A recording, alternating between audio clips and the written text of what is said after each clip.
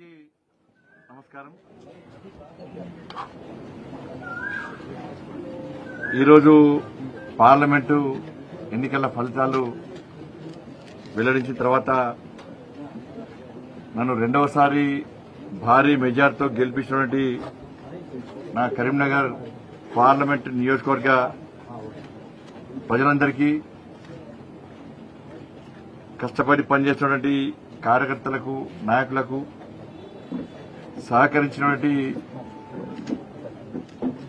మీ అందరు కూడా, పాత్రికేయ మిత్రులకు కానీ, ఇలా ఉద్యోగులు కానీ, కష్టపడి పనిచేస్తున్న ఉద్యోగులు కానీ, అన్ని వర్గాల ప్రజలకు ప్రతి ఒక్కరు కూడా హృదయపూర్వక కృతజ్ఞతలు, ధన్యవాదాలు. ఎందుకంటే రెండవసారి మొదటిసారి భారీ మెజార్టీతో గెలిపించిన తర్వాత మళ్లీ నమ్మకం, విశ్వాసంతో మోడీ గారిని ఎట్టి బస్సులో తిరిగి ప్రధానమంత్రి చేయాలని చెప్పి ఒక లక్ష్యంతో మా భారతీయ జనతా పార్టీ కార్యకర్తలు ఇంటింటికి ప్రచారం చేస్తున్న సందర్భంలో ప్రజలందరూ కూడా నరేంద్ర మోడీ గారిని ఎట్టి బస్సులో ప్రధానమంత్రి చేయాల్సిందే, ఈ దేశానికి నరేంద్ర మోడీ గారి అవసరం ఉంది, ఈ దేశం రక్షింపబడాలంటే, ఈ దేశం ఈ దేశం అభివృద్ది చెందాలంటే, తెలంగాణ రాష్ట్రానికి నిధులు రావాలంటే, కరీంనగర్ పార్లమెంట్ ఇంకా అభివృద్ది చెందాలంటే నరేంద్ర మోడీ గారు ప్రధానమంత్రి కావాల్సిందే, భారతీయ జనతా పార్టీ ఎన్డీఏ ప్రభుత్వం రావాల్సిందని చెప్పి ప్రజలందరూ కూడా మోడీ గారి మీద విశ్వాసం, నమ్మకంతో ఈరోజు నేను ఇంత భారీ మెజార్టీతో నన్ను గెలిపించడం చాలా సంతోషం. తెలంగాణ రాష్ట్ర వ్యాప్తంగా మోడీ హవా కొనసాగింది. మోడీ గారి పేరు మీద తెలంగాణ రాష్ట్రంలో ఫలితాలు వచ్చినాయి. అందుకే ఇంత పెద్ద ఎత్తున మెజార్టీ కరీంనగర్ ప్రజలు ఇచ్చారు. గతంలో ఉన్నటువంటి రికార్డును బద్దలు కొట్టి అన్ని విషయాల్లో ఇంత పెద్ద మెజార్టీ సాధించడం చాలా సంతోషం.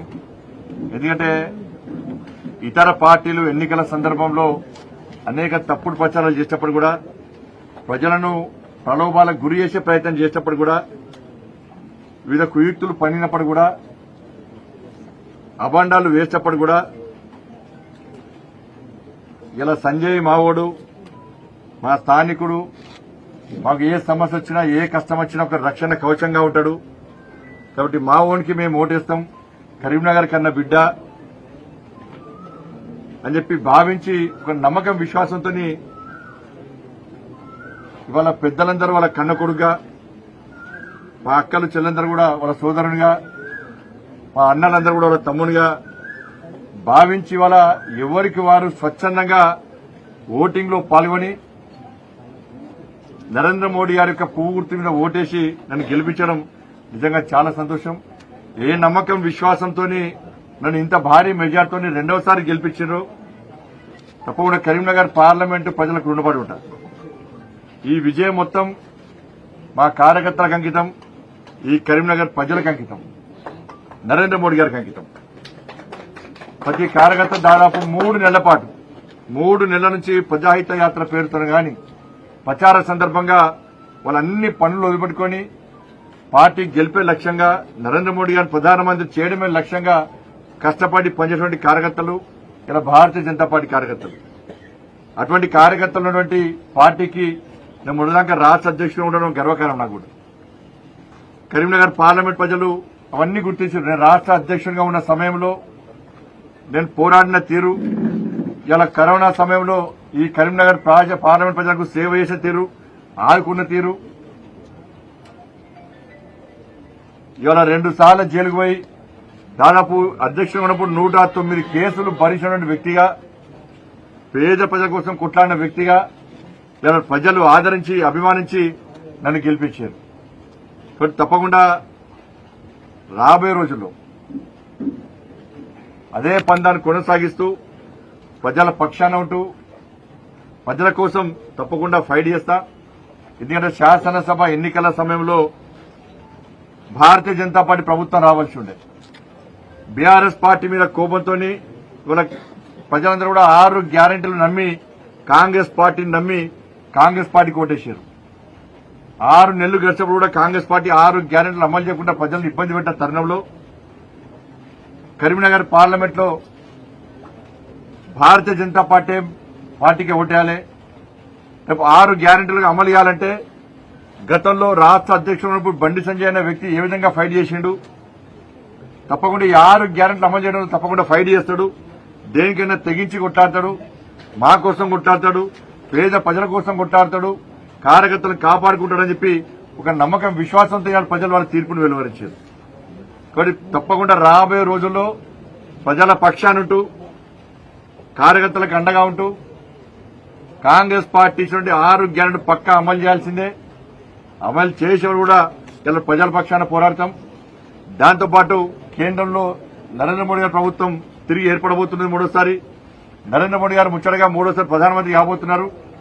ఈ తెలంగాణ రాష్ట్రంతో పాటు కరీంనగర్ పార్లమెంట్ నియోజకవర్గానికి గతం కంటే ఇంకా మెరుగైన స్థాయిలో ఎక్కువ నిధులు తీసుకొచ్చి ఈ కరీంనగర్ పార్లమెంట్ నియోజకవర్గాన్ని ఇంకా అభివృద్ది చేస్తామని చెప్పి ఈ సందర్భంగా తెలియజేస్తూ ఇంత భారీ మెజార్టీతో రికార్డు బద్దలు కొట్టే విధంగా కరీంనగర్ పార్లమెంట్ లో గతం కంటే రికార్డు బద్దలు కొట్టే విధంగా నన్ను ఆదరించి అభిమానించి ప్రోత్సహించినటువంటి కరీంనగర్ పార్లమెంట్ నియోజకవర్గ ప్రజలందరూ కూడా హృదయపూర్వక ధన్యవాదాలు. మా లక్ష్యం నెరవేరింది. ఎందుకంటే బండి సంజయ్కి ఓటేస్తే బండి సంజయ్ పోయి నరేంద్ర మోడీ గారిని ప్రధానమంత్రి చేయడానికి ఓటేస్తారని చెప్పి కరీంనగర్ పార్లమెంట్ నియోజకవర్గ ప్రజలు ఏదైతే ఆశించారో తప్పకుండా ఆ ఆశయం నెరవేరబోతున్నది. ఆ లక్ష్యాన్ని చేరుకోబోతున్నాం. మరొకసారి అందరూ కూడా మీ అందరూ కూడా హృదయపూర్వక ధన్యవాదాలు. జై శ్రీరామ్, జై శ్రీరామ్, జై హనుమాన్, జై నరేంద్ర మోడీ. నాయకత్వం భారత్ మాతా కీ జై, భారత్ మాతా కీ జై, భారత్ మాతా కీ జై. నరేంద్ర మోడీ గారి నాయకత్వం, నరేంద్ర మోడీ గారి నాయకత్వం, సంజయ్ గారి నాయకత్వం, అమిత్ షా గారి నాయకత్వం, అమిత్ షా గారి నాయకత్వం.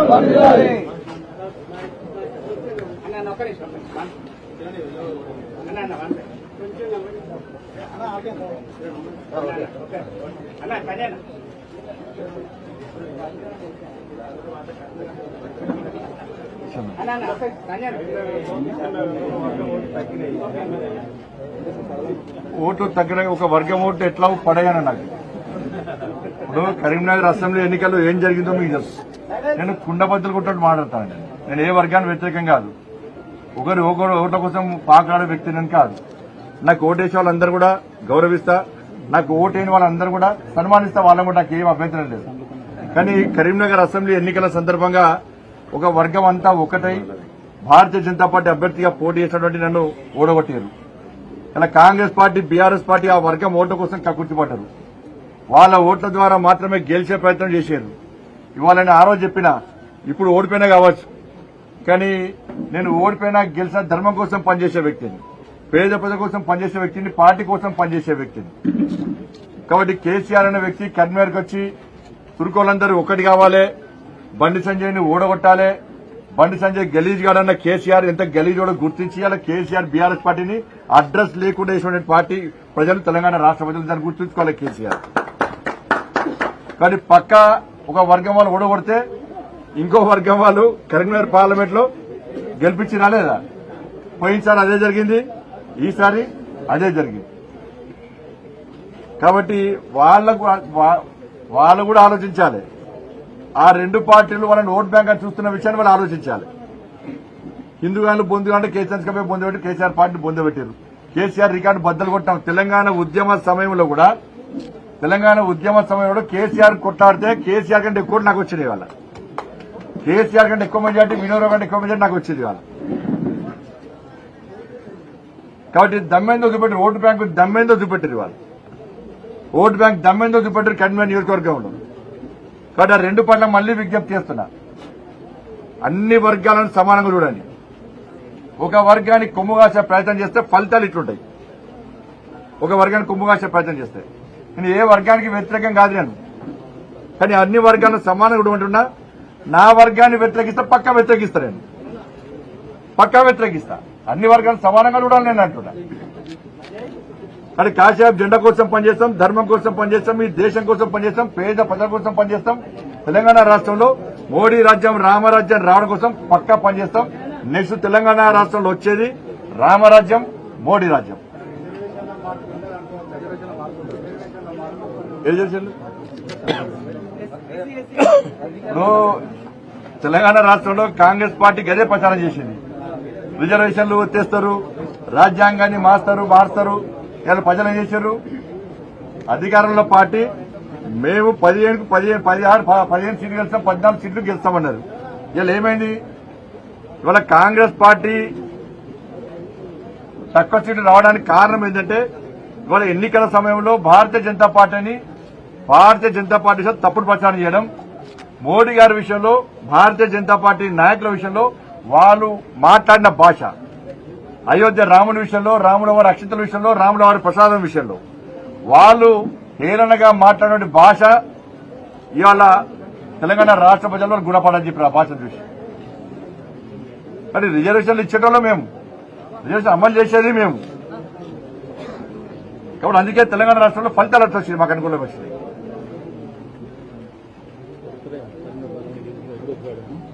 ధన్యవాదాలండి అందరికి ధన్యవాదాలు అందరికీ కూడా బాగా కష్టపడ్డారు.